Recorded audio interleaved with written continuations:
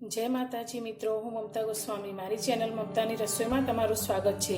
मित्रों, आज आपणे बनावशुं बटाकानी वेफर। बजारमां पेकेटमां मळे छे तेवी ज आपणे वेफर बनावशुं अने खूब ज ओछा समयमां फक्त 10 ज मिनिटमां बनी जाय तेवी आपणे वेफर बनाववानी छे।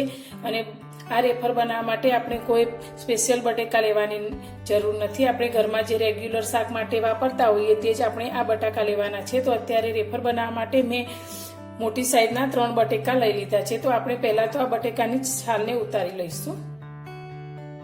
बटेकानी छालने उतारी लीधी छे। तो हवे आपणे तेने तरत ज पाणीनी अंदर लई लईशुं जेथी बटाका आपणा काळा न पड़े। रेफर बनाववा माटे मैं अत्यारे आ रीतनुं एक स्टीलनुं मशीन लीधुं छे जेनाथी आपणे एकदम पातળી एवी रेफर बनावी सकीए छीए। तो हवे तेने आपणे एक प्लेट उपर लई लईशुं અને આપણે જે બટેકાને છોલીને રાખ્યા છે પાણીની અંદર તેમાંથી એક બટેકાને લઈ લઈશું અને આ રીતે કોટનના કપડાથી પાણીને સારી રીતે લૂછી લઈશું। જરા પણ પાણી ના રહે તે રીતે આપણે તેને લૂછીને સાફ કરી લેવાનું છે। હવે આપણે તેને ઊભું પકડી લઈશું અને આ મશીનની અંદર આપણે તેની રેફર તૈયાર કરીશું। તો આ રીતે ઘસીશું તો આપણી રેફર એકદમ સરસ રીતે તૈયાર થશે।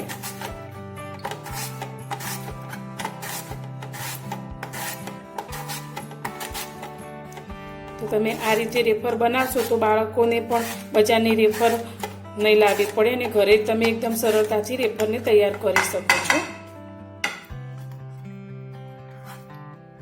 तो आ रीते आपणे बधी ज रेफर बनावशुं तो तमे जोई शको छो एकदम सरस आपणी आ रेफर बनीने तैयार थाय छे। आपणी बनावेली बधी ज रेफरने एक कॉटनना कपड़ा उपर पाथरी लीधी छे। तो हवे आपणे बीजुं एक कपड़ुं लईशुं अने तेने आ रीते दबावीने लूછી લઈશું જેથી કરીને અંદર જે પણ પાણીનો ભાગ હોય તે બધો જ કપડામાં શોષાઈ જાય।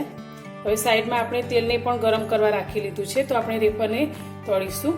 ગેસ પર આપણે તેલને ગરમ કરવા રાખી લીધું છે। તો તેલ આપણું એકદમ ગરમ થઈ ગયું છે। તો આ રેફર બનાવતી વખતે આપણે જ્યારે રેફરને તળીએ ત્યારે તેલને એકદમ બહુ જ ગરમ થાય તે રીતનું ગરમ કરવાનું છે। તો હવે આપણે જે રેફર બનાવીને રાખી છે તે આપણે તેલની અંદર લઈશું।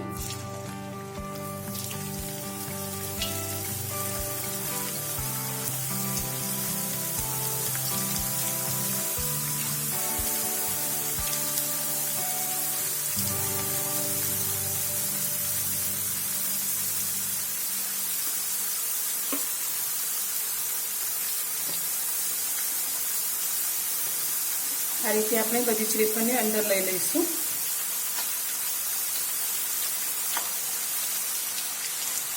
आपणी रेफर ठंडी छे एटले आपणुं जे तेलनुं टेम्परेचर छे ते बराबर थई जशे। हवे आपणे आ रेफर तळावा लागी छे। तो हवे तेनी अंदर आपणे एक सीक्रेट वस्तु उमेरवानी छे ते बनावी लईशुं। आपणी रेफर तळाय छे त्यां सुधी आपणे एक नानकड़ुं काम करी लईशुं। तो एक वाटकी लईशुं अने तेनी अंदर आपणे थोडुं पाणी एड करीशुं, अर्धी वाटकीथी पण ओछुं, अने तेनी अंदर आपणे अर्धी चमची जेटલું મીઠું एड करीशुं अने सारी रीते मिक्स करी लईशुं। आ पाणीनो उपयोग आपणे रेफरनी अंदर करवानो छे। तो हवे आपणे जे मीठानुं पाणी કરીને રાખ્યું છે તે આપણે અંદર થોડું એડ કરીશું। તો અડધી ચમચી જેટલું પાણી રેડતી વખતે છાંટા ન ઉડે તેનું ધ્યાન રાખીશું અને થોડા આપણે દૂર રહીશું।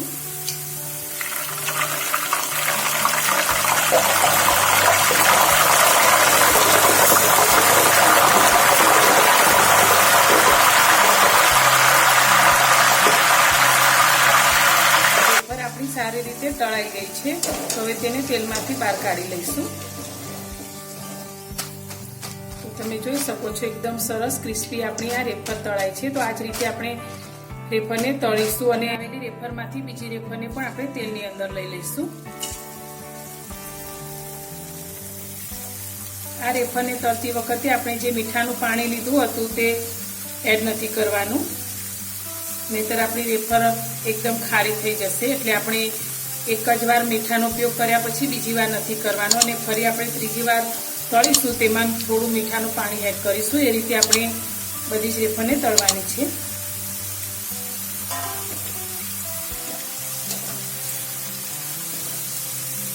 તો આ જે ઉપર બબલ્સ થાય છે તે બધા નીચે બેસી જાય એ રીતે આપણે રેફરને તળવાની છે।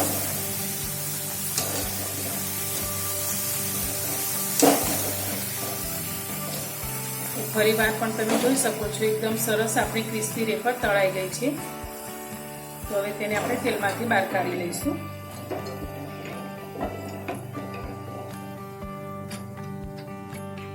આ જ રીતે બધી જ વેફરને તળીશું.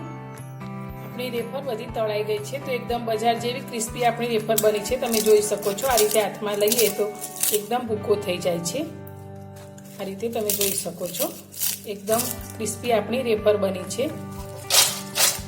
તો આ જ રીતે તમે પણ વેફર ઘરે બનાવજો. એકદમ સરસ બજાર જેવી જ વેફર તૈયાર થાય છે. તો તમને મારી આ બટેકાની વેફર બનાવવાની રેસીપી પસંદ આવી હોય તો વિડીયોને લાઇક કરજો, શેર કરજો અને મારી ચેનલ પર નવા છો તો ચેનલને સબસ્ક્રાઈબ કરવાનું ભૂલતા નહીં. તો ફરી મળીશું એક નવી જ રેસીપી સાથે નવા વિડીયોમાં.